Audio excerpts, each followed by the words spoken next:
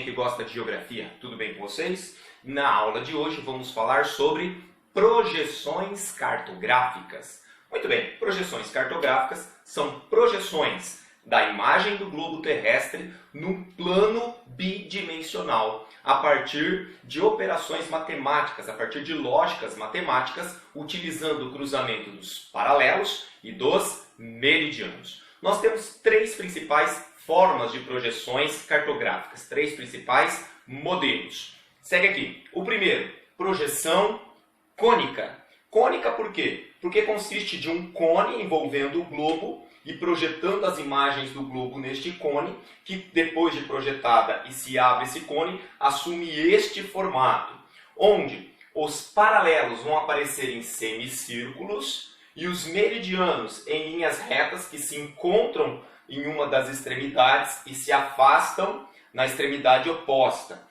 Esse tipo de projeção, assim como todos os outros, acarreta em distorções. Toda projeção cartográfica vai ter distorção, ou da forma, ou da área, ou da distância. Desse modo, as distâncias, a forma e a área estão mais preservadas nessa projeção nas médias latitudes, enquanto as baixas latitudes e as elevadas latitudes sofrem mais distorções. Então, projeção cônica, ela tem menores distorções, não quer dizer que não tenha, mas menores distorções nas médias latitudes. Outro tipo de projeção é a projeção plana. A projeção plana consiste num plano, um papel plano, tangenciando qualquer parte do globo. Normalmente, essa projeção é usada para representar os polos. Uma projeção bastante conhecida desse tipo é o símbolo da ONU, né? Esse que você está vendo aí, o símbolo da ONU. Essa projeção, você tangencia uma folha de papel em qualquer ponto do globo e a partir dali você representa as imagens do globo na folha. Quando você termina essa projeção, ela se apresenta desta forma. Os meridianos em radiais concêntricos, que se encontram no centro, e os paralelos em círculos. Essa projeção também pode ser chamada de azimutal.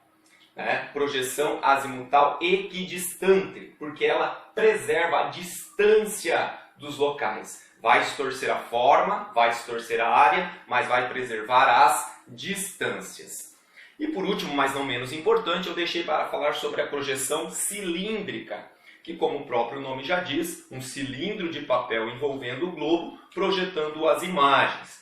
Que quando você termina e abre este cilindro, ele assume esse formato retangular, onde os paralelos vão aparecer em linhas horizontais e os meridianos em linhas verticais, formando então na interseção, no cruzamento dos dois, ângulos de 90 graus. Então, meridianos, linhas verticais, paralelos, linhas horizontais, formando ângulos de 90 graus onde eles se encontram. Eu deixei a projeção cilíndrica por último, porque essa projeção existe dois tipos, ou duas formas de representar bastante conhecida da projeção cilíndrica.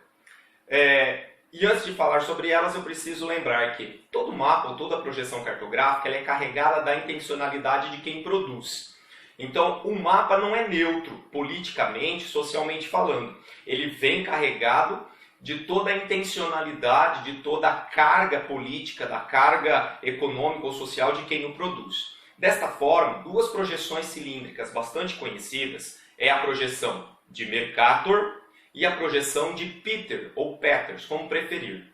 Essas duas projeções são cilíndricas, mas você está vendo que elas são bem diferentes. O que muda de uma para outra? Primeiro, muda o período em que elas foram construídas. O segundo, a intencionalidade com qual elas foram feitas. Na projeção de Mercator, você pode ver que ela apresenta os paralelos e os meridianos, formando ângulos de 90 graus.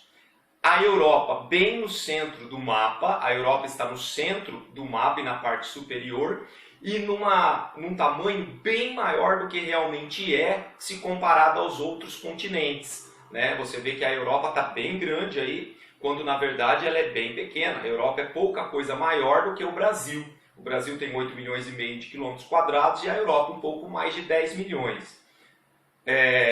Por que foi feito assim? Porque ela foi construída por Mercator por uma visão eurocêntrica, o intuito de valorizar a Europa. Então, nesse caso, essa projeção, os contornos dos continentes foram preservados. Os contornos dos continentes, a forma dos continentes, é bem semelhante à do globo, mas está distorcido a área, o tamanho. Então, ela é uma projeção semelhante. Semelhante por quê?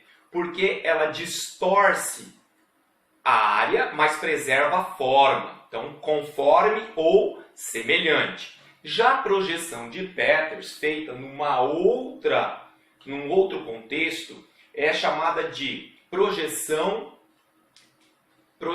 terceiro-mundista. Não havia preocupação de Peters em fazer a sua projeção valorizando nenhum território. Então observe que os continentes, eles aparecem proporcionalmente no tamanho que eles se equivalem. A Europa bem menor que a América, bem menor que a África.